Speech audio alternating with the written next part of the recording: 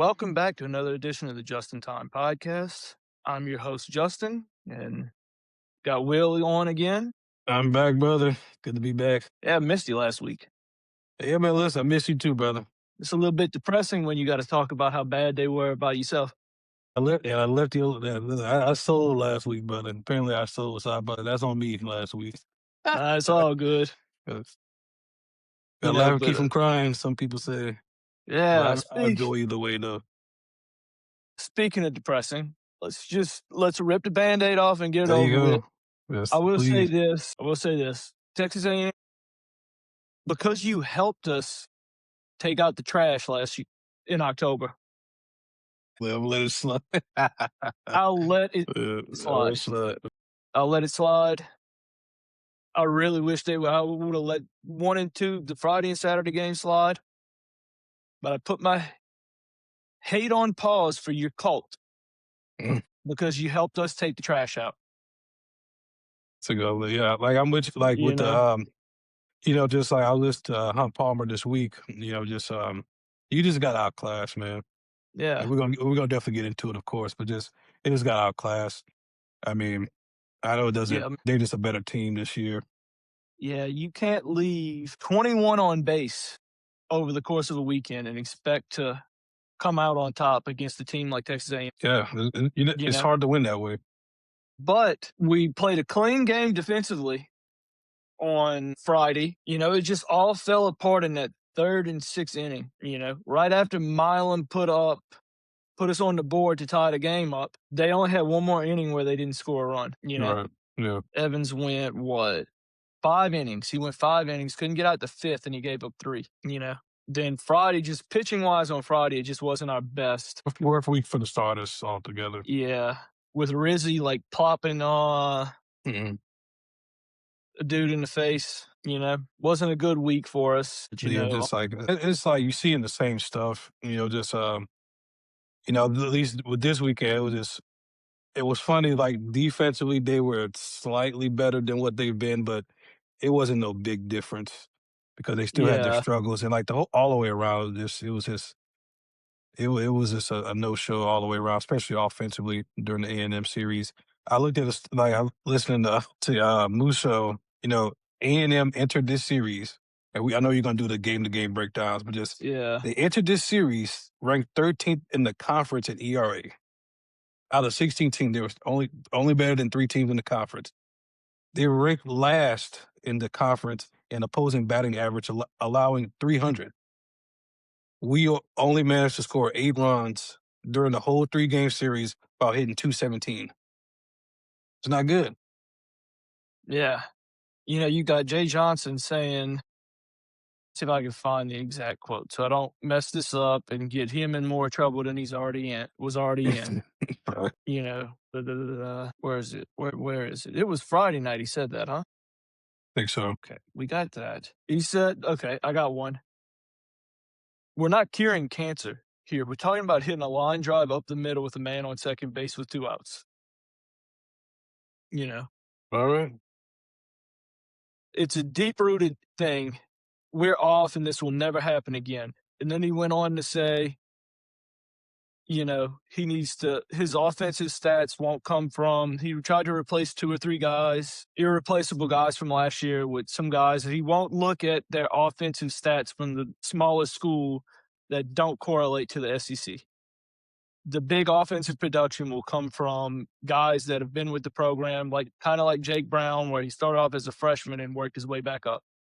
But you got to talk about him too for some Yeah. other stuff, unfortunately. Yeah, but, it's stuff like that. Pitching-wise, we're always going to be great. We've got one of the best pitching coaches in the country. But, I read in the paper this week, they said, Dardar, Caraway, York, and Simpson, 4 of those transfers we were looking to be like big offensive help for us are doing terrible. York finally worked his way in the lineup last night and still couldn't do anything.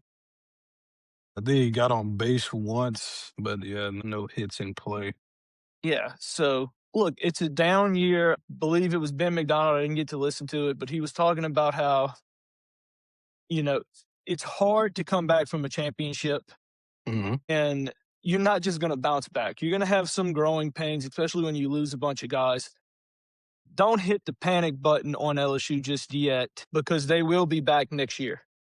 Oh, yeah, of course. I can't explain it. It's like they just don't have the drive to go out there and win.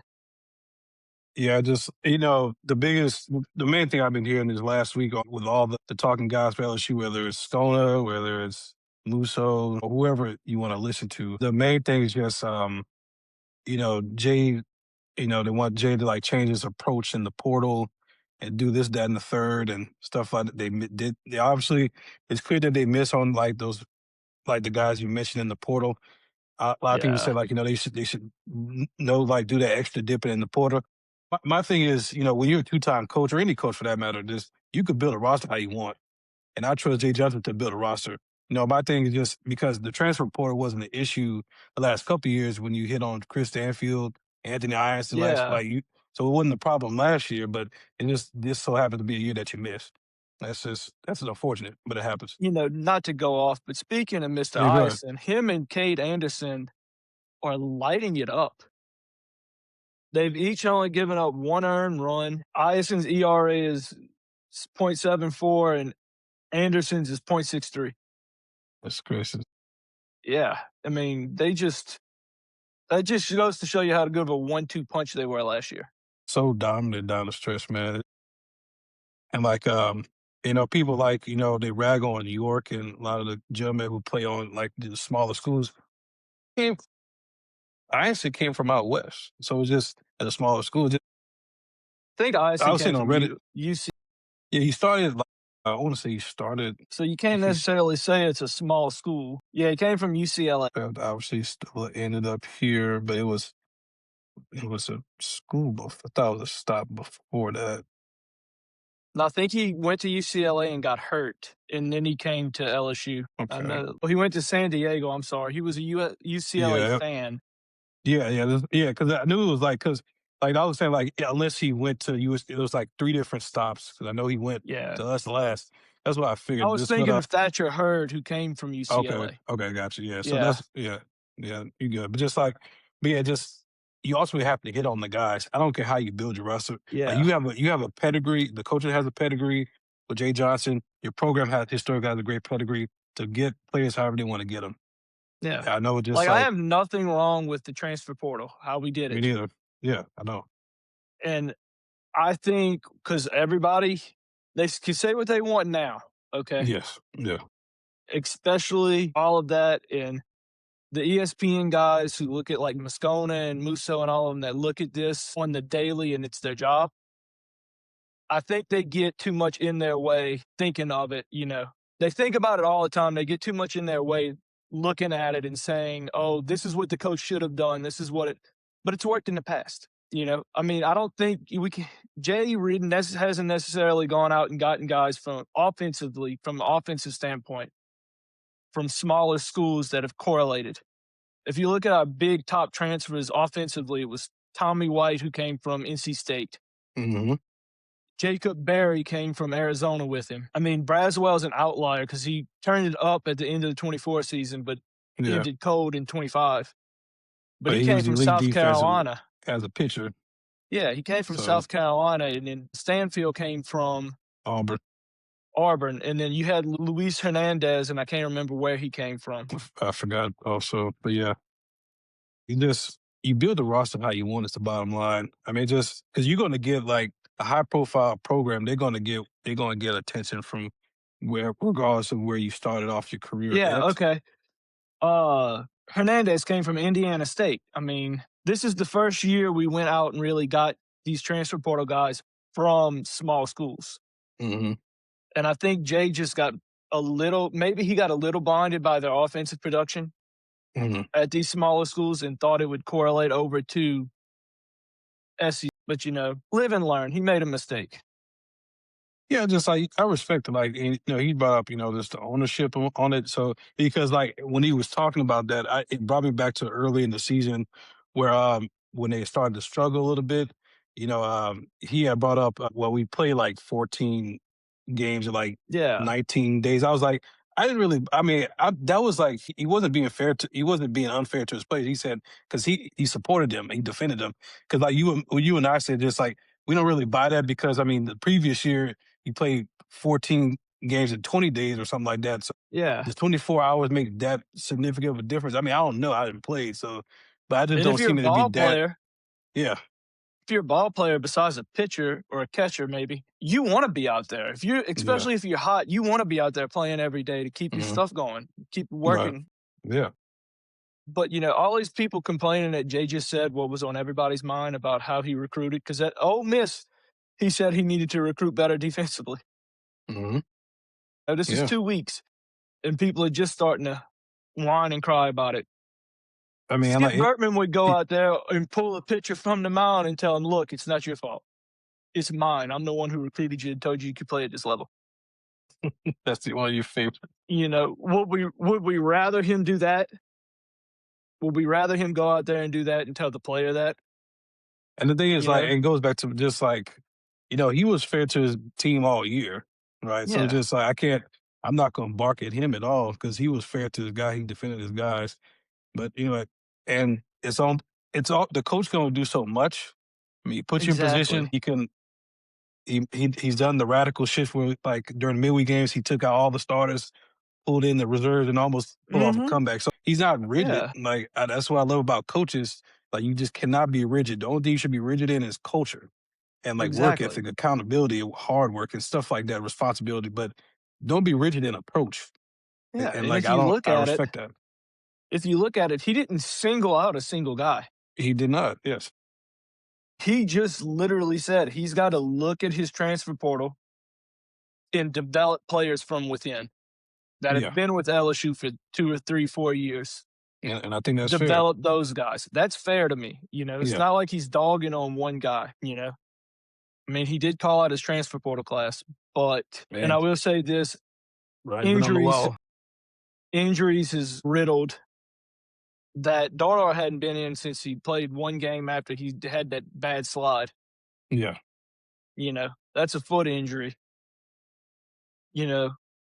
We called it here. I told you a couple weeks ago when Moore first got hurt that it felt like the way Jay was talking, it was more of along You the did. lines of a 23 when Edwards hurt his arm and when Shores hurt his arm and, "Oh, they're coming back, they're coming back." They threw a bullpen today. They were feeling pretty good. And a week later, he says, "Oh, they're out for the season with surgery." Yeah. That's what happened with Cooper Moore. Cooper Moore is out. Luckily, he'll be back next year, you Yeah. know? Just yeah. And then Jake Brown put on Twitter that the surgery went well today. And, so we'll see how long he's out for. hmm I did appreciate the SEC network last night showing the exact moment when he broke the hamate bone, Yeah. you know? But defensively, Jake Brown, the only thing we're going to miss is his arm. Defensively, I think we've got players that can go field his position just as Yeah. good, or he was really in the lineup for offensive, and I think we're going to miss his bat. As of Without last question. night, we only had two hitting over 300 in the starting lineup. We left 5 runners on base yesterday. Common theme. Yeah, I mean, I could go over these games, but I don't want to depress anybody any more than they already have been by watching what went on last weekend, It's you been a know? tough watch the last couple of weeks, man. Goodness gracious. So I've got a couple of headlines that It's dark. before we get into the Powerhouse pose and all of that, how about I think it's let me make sure this is right. I had a bit of a dyslexic moment this week Uh-oh. with this particular thing. Dude. Da da da da da. Okay. Miami Beach High School is naming their park after Mm, legendary coach and former in Miami Beach Senior High School graduate Skip Bertman that's that's on awesome. April 23rd. That is awesome. Much deserved. Yeah, when I read that, I didn't read high school. I just read Miami and said, "Why is Miami naming their field after Skip Bertman?" He was only the pitching coach over there, and he came over here to be the great Skip Bertman and get his name etched across Alex Box Stadium and Skip Bertman Field. He was hired in '84, and he went to 16 NCAA tournaments, 11 College World Series appearances, and 7 SEC championships, and 5 national titles in 18 years. What a run, man! Just so well deserved. Yeah, it's just a beautiful moment for him. Yeah, and he received Coach of the Year, Florida High School Coach of the Year honors 3 years, and they just have him listed as a key role in the University of, Miami's 1982 national title. Yeah, Led his school's program under his leadership. The team won a state championship and finished up runner-up twice at Miami Beach, and then kind of skewing away from the baseball part of it because we got the draft coming up tomorrow night. we do. I don't want to talk too much about the draft. I'd like to see how it plays out first, and then we can hit on that Sam with next you. week. Yeah. But that's just something. Garrett Nussmeier, how you like NFL doctors finding a cyst on his spine that's caused him all of that? What was Brian Kelly and his medical team doing at LSU that they couldn't catch something so big? You know what? My coworker, he had sent me the link to that story. I'm like, in this day and age, okay. And listen, I've never been in the medical field, so I'm not gonna sit here say that those people's jobs are easy because it's not. But it's like in 2026, 2025 today, because that was his last year. Yeah, But that is something very significant. My coworker, like he said, like he used to do the forklift, and like he felt like he had like a accident, like hit his yeah, and it's like and like messed up his back and stuff. But it's like he said, you catch that stuff on the exams. That's yeah. something you just don't miss. Like I'm trying to figure out what was the disconnect, and he was Like trying you to figure out mean, the same thing. Like, yeah, what do like you you mean? You mean tell to me. tell me we have all this technology in 2020, 2023, 2020, 2024, all the way up until this point. And your medical doctors who's supposed to be doing these physicals for these players under Brian Kelly Hmm. can't catch Greg Brooks with a brain tumor And that's the one before it he also gets brought up. before it gets too bad, then can't catch a cyst on a spine. I feel like in any test you do, especially if you're x-raying that area and looking at that Yeah, and trying to get this kid healthy, that should be caught. And then you got Brian Kelly with his bum self going on, I think it was CBS Sports yeah, something, the only place that would have that clown on there, and talking about, well, it's the quarterback position. You're going to get hurt.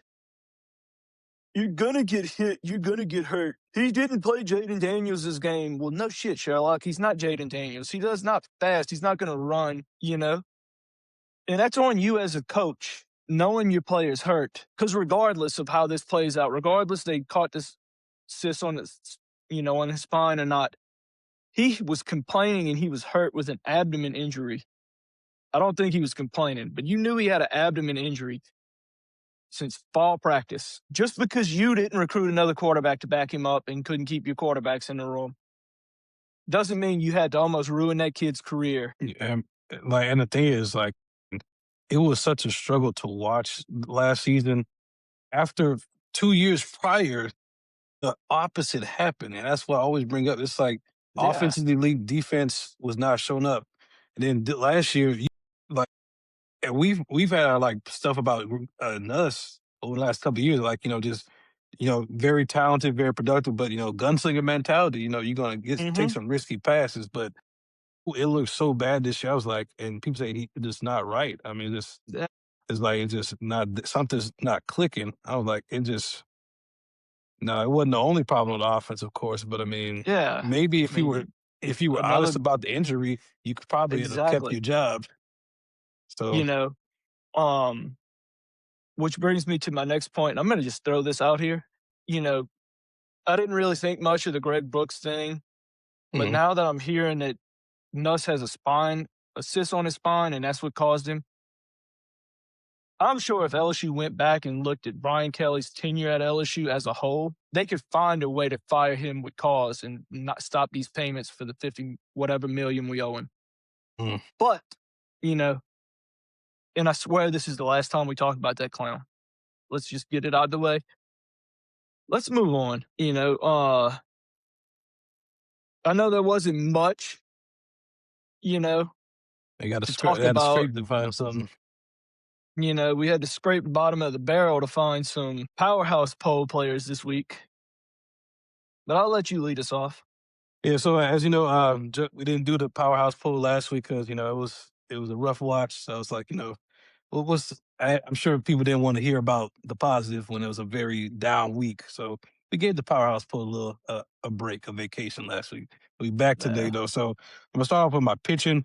I'm gonna go with Devin Sheeran, Santiago Garcia, and Gavin Guidry. So as we already alluded to, the starter it was a bad week for the starters against A&M. Granted, they're a premier team this year, so sometimes there's only so much you can do, but they just weren't good. That's just what it was. But you know, fortunately, they had some of our relievers. They had like solid outings.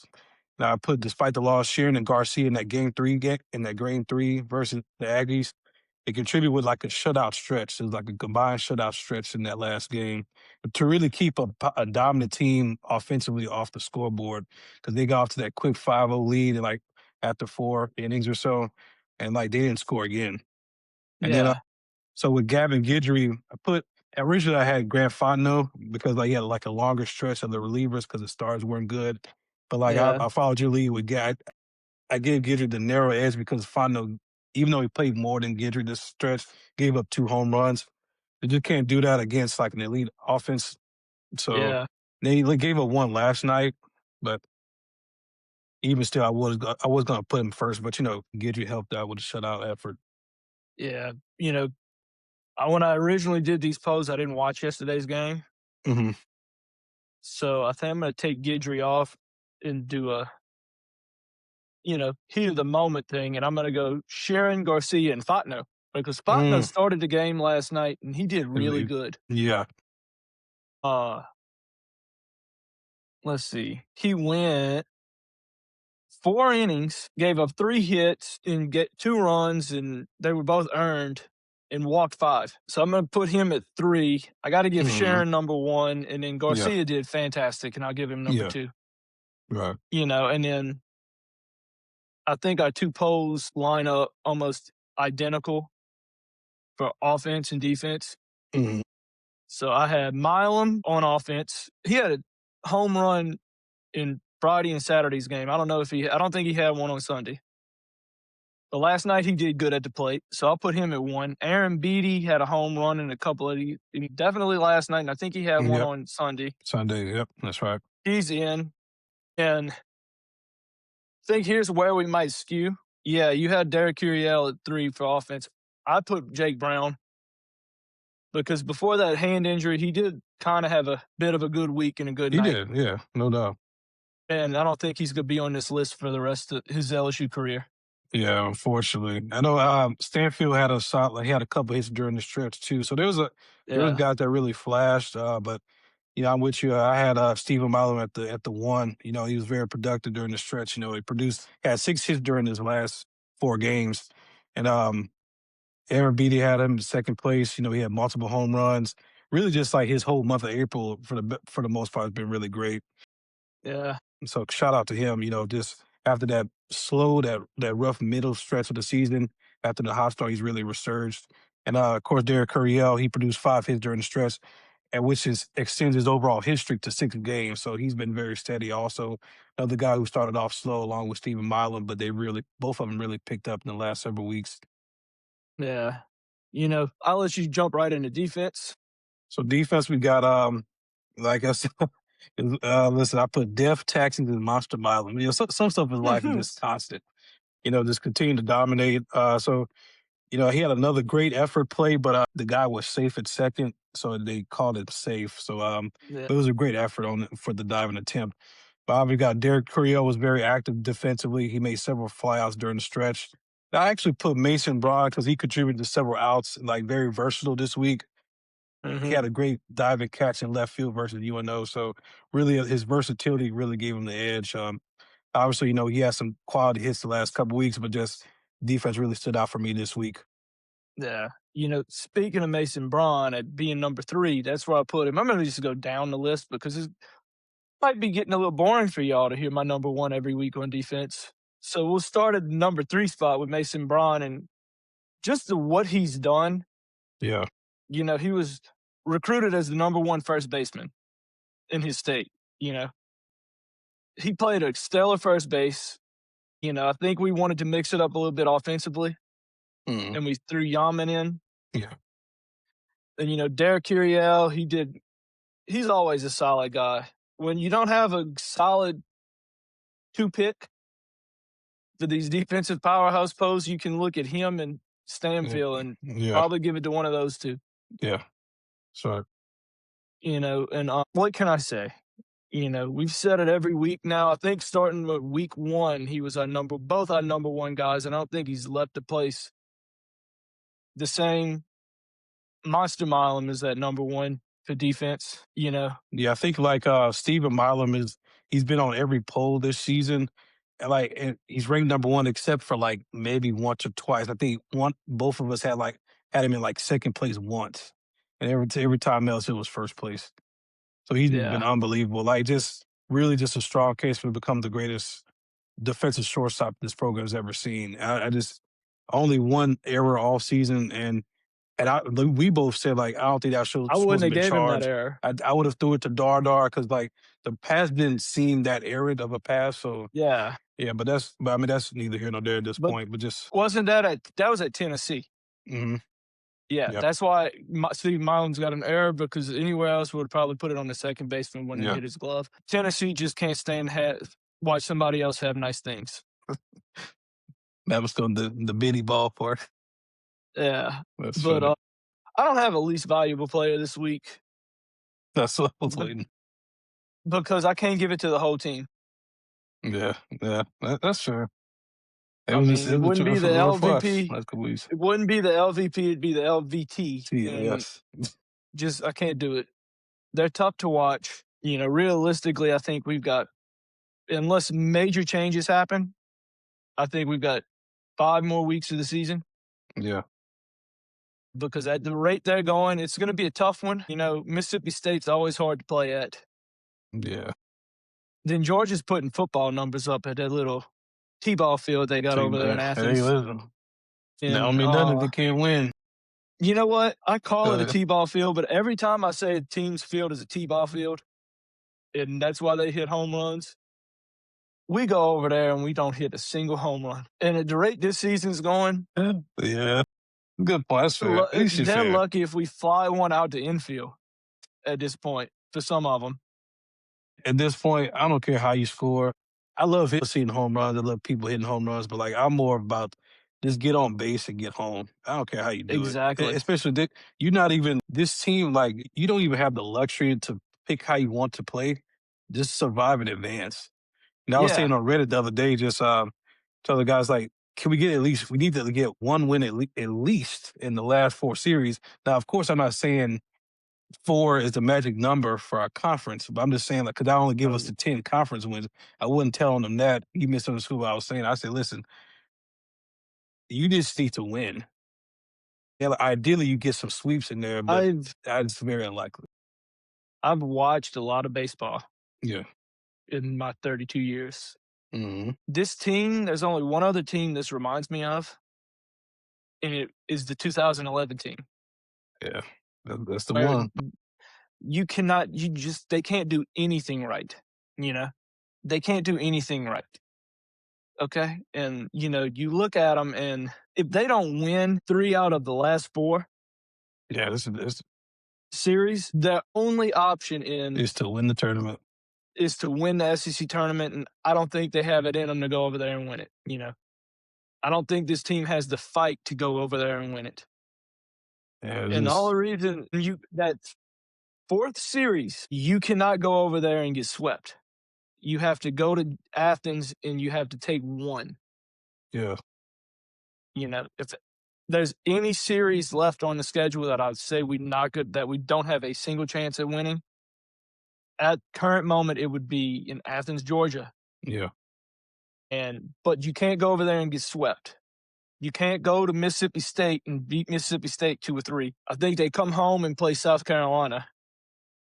You can't lose that one no matter what. No matter You what. cannot afford a single loss to South Carolina Exactly. That's it. for Not at you to all. keep going. Your RPI is trash at the moment, and this might be the actual year they actually look at RPI, like they say claim they do every year. You cannot, with your RPI being what it is, you cannot go there and win. You cannot afford to lose another midweek game, but you can't lose a midweek game, and you cannot lose a game to South Carolina. And then you have to take either the Florida Mississippi State series or the Georgia series, Mississippi State and Florida series. You have to take two out of those three for you to even have a chance to be, because everybody goes to the SEC tournament. If you're just going to play for the SEC tournament, and there's that option too. You know, you rest all your starters for the next 4 weeks and then bank on putting them back in and winning the SEC tournament championship, and going straight automatic bid. Right. But you don't have another choice. You've got to win. But see, this is what happens when you shrink your margin of error. So like, Exactly. so that's the bottom. That's why it's so. One of the reasons what makes it frustrating when you're so inconsistent, because you can't hang your hat on anything. That's why we're saying you just got to survive in advance. But the Exactly. way with the inconsistency you have, what can you like? You just have to bank on your opponents not having their best day, their best stuff in a Mhm. given week. And I don't like to put. I don't like when other teams have to control our destiny. You should be. Exactly. You should be the one that's not to say you're gonna be flawless and perfect because that's unrealistic, but just Yeah, you should be better more times than not. exactly. I mean, Yeah. if you think about it, you're only a couple of games over 500. If you don't keep winning, Yeah, that's going to that's go, and at the current moment, I don't believe we deserve to be in postseason. I don't even think we deserve to go to the SEC championship the SEC tournament the way we've been playing. that's a whole other thing because it's not just with baseball with basketball. Just like now, granted, basketball the two lowest seeds don't make it, but even still, 14 teams in the it's like, I mean, what's the point of the rate? You might as well just increase the regular season or increase the postseason.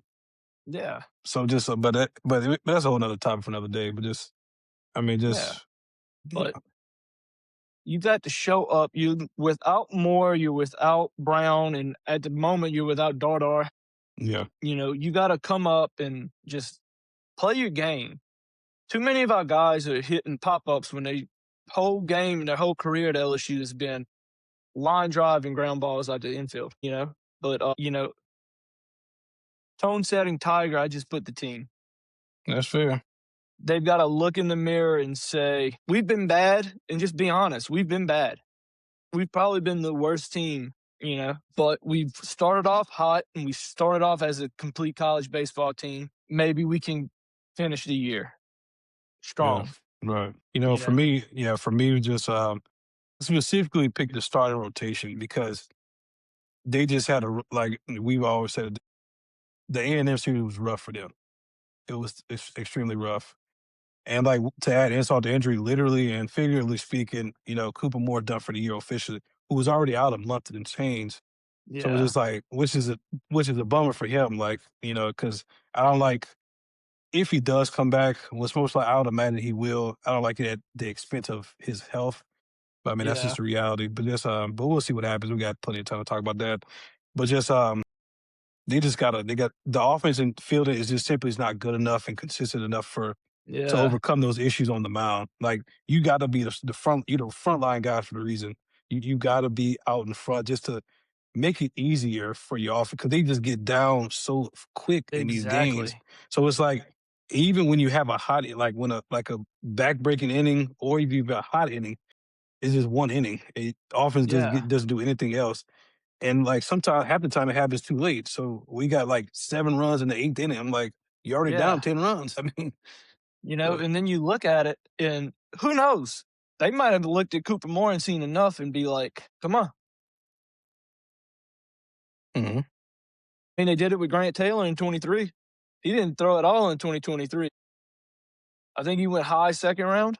yeah, I was telling my dad, I think, as good as he's doing right now, and as good as he was doing in 22 before he got hurt and had to come out for 23, yeah, you keep everything the same for 2023, and I think LSU's looking at not only the top 2 picks in the draft, the top 3. I think it would have went Skeens, Cruz, Taylor, or Skeens, Taylor, Cruz, you know? Mhm. But, since we don't have much to talk about baseball as the team, there's a reason why we wore these jerseys today. Yes, sir. Will, what's your top 3 jerseys in combos that LSU's worn? No, brother, that's a good question. I mean, you posed a question several days ago, so yeah, time to think about it. I said previously, like I recently bought the purple, and the purple ones are just my personal favorite. I just love how like this season with the white pants. I know like a couple times they had like once or twice they wore the pinstripe bottoms, which I don't. I mean, either way is not bad for me. I just like the top to just kill it for me. I love it. It's just Yeah. I love these. I love how the purple one looks, especially like a lot of their jersey have the side of state Yeah. emblem. I love that. Love that aspect with the traditional LSU stair step logo. The gold check, the gold outer, the gold trim, I should say. But obviously, you can't. It's hard to beat the championship goals. I'm gonna put that number 2, just for like the legacy of the uniform itself. I would say if it wasn't for LSU football wearing the white tops, because that's like an abnormal thing in football, they're so Mhm. like I would say the championship goes will be the most iconic jersey in the history of LSU athletics. Yeah. But because like LSU football, not just because football is a generally more popular sport for many people, but it's the fact that traditionally football teams wear like the color tops at home. So it's Yeah. just like that's why it makes it so unique that LSU traditionally wears the white. So, but just like I don't hate it. Like if you think championship goes the most iconic, you're right well within your right to think that Warren Morris. That's enough in itself. I mean, Yeah. they wear enough during Omaha, so that's what gets them the gold. Wear gold to get the Exactly. gold. Love purple, live gold. It's just that's the common denominator. And last, just anything with really just like I love like the jerseys with the traditional LSU baseball logo. So I saw this one from I put it in the Google Doc. This was from Yeah. but I really like that clean look. It's like a lighter grayish.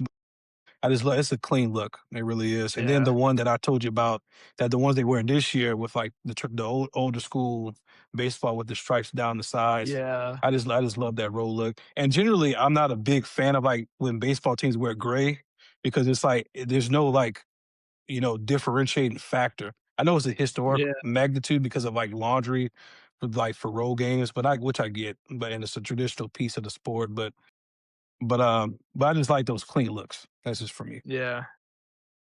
And then I've got mine. I've got the championship golds on top with white pants and then the purple cap, Mhm, you know.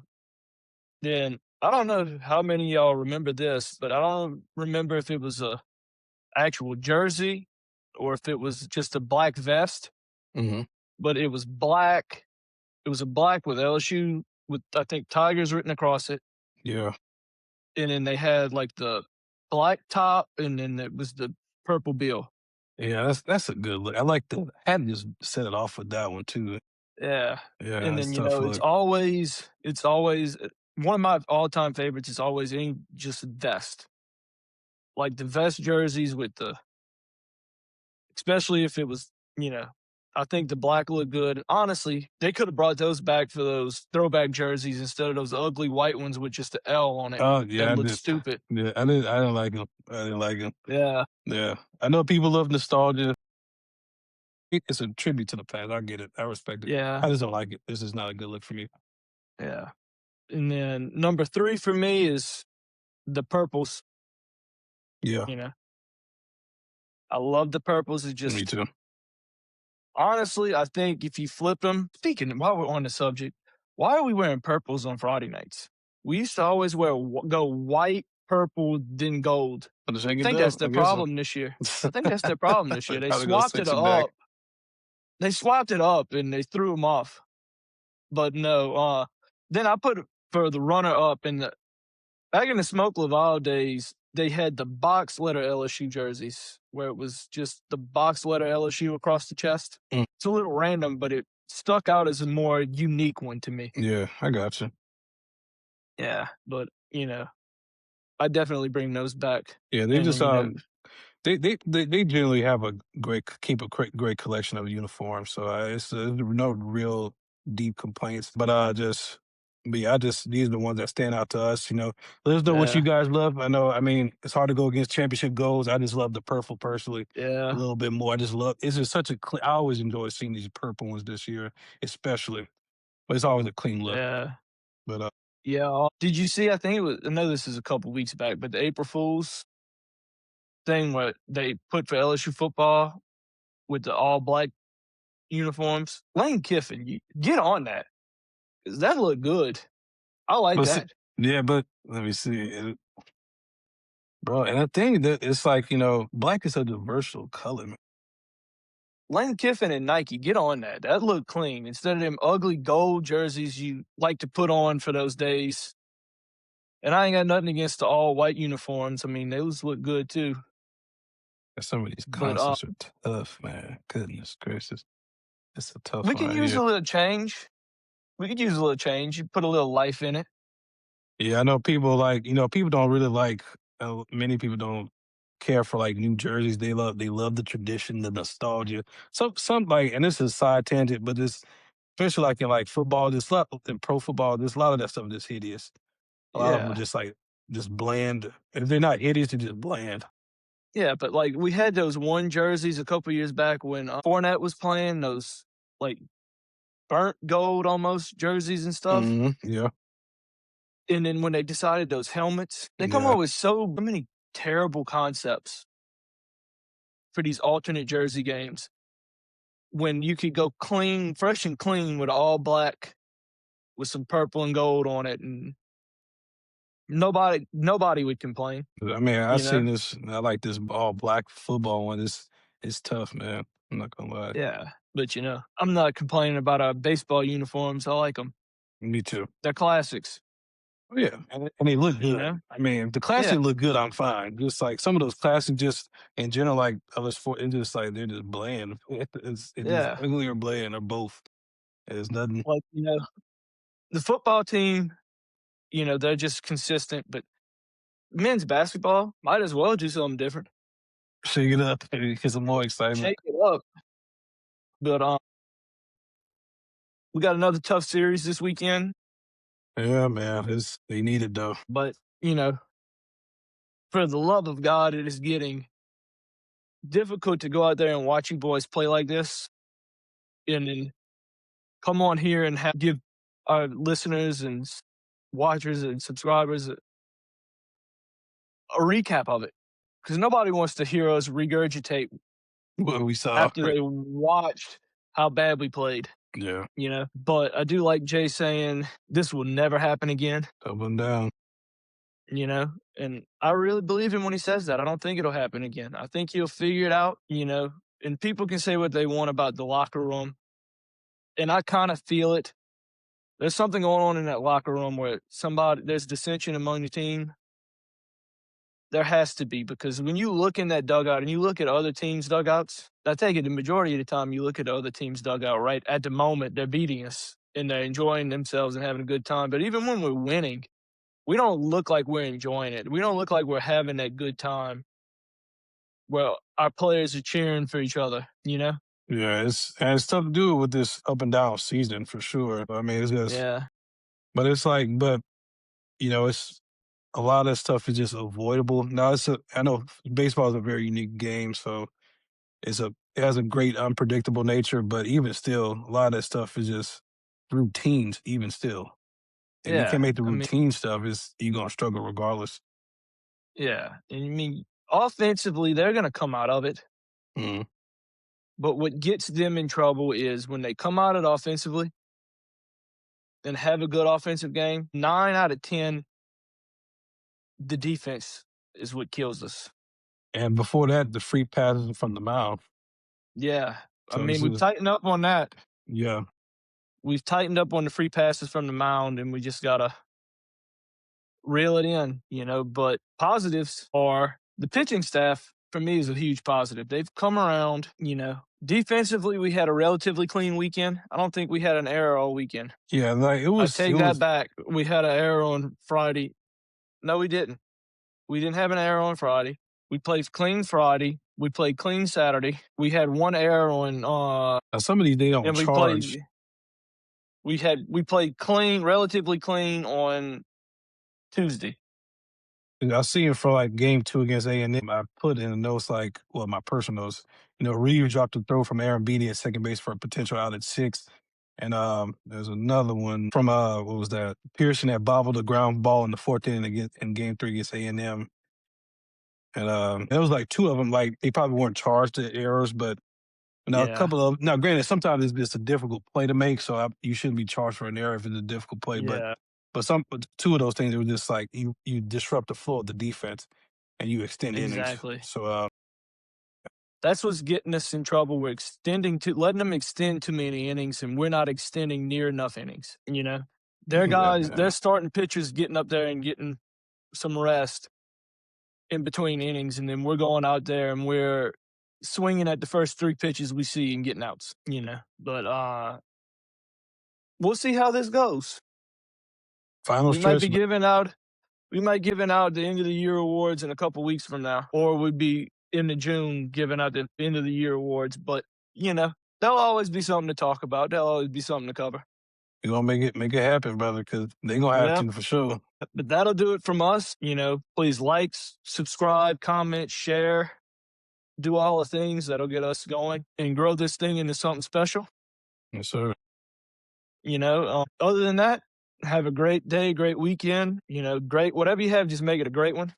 Pray for LSU. Play for our Tigers on the baseball field. Please do.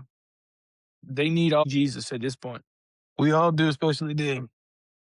We gonna make. Yeah. About time to break out the holy water when you go to those games. Well, that'll do it from us. And future us here. We talked Greetings. about something about how much depressing the baseball team was doing that we forgot to congratulate the gymnastics team on Yeah. coming up just short. I think I watched it and I think they got a little bit screwed, Mhm. but you know, they have most of I think I read they'll have 87% of their starting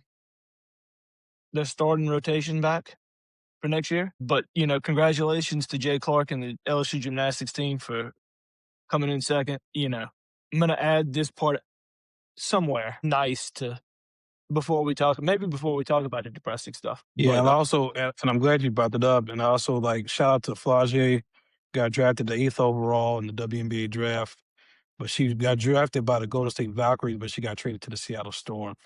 yeah. So she's been looking good so Yep. far in the training camp.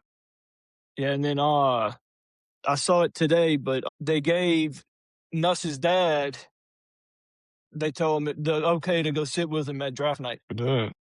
But that'll do it from Future Us. Like, comment, subscribe, and share. Good cast.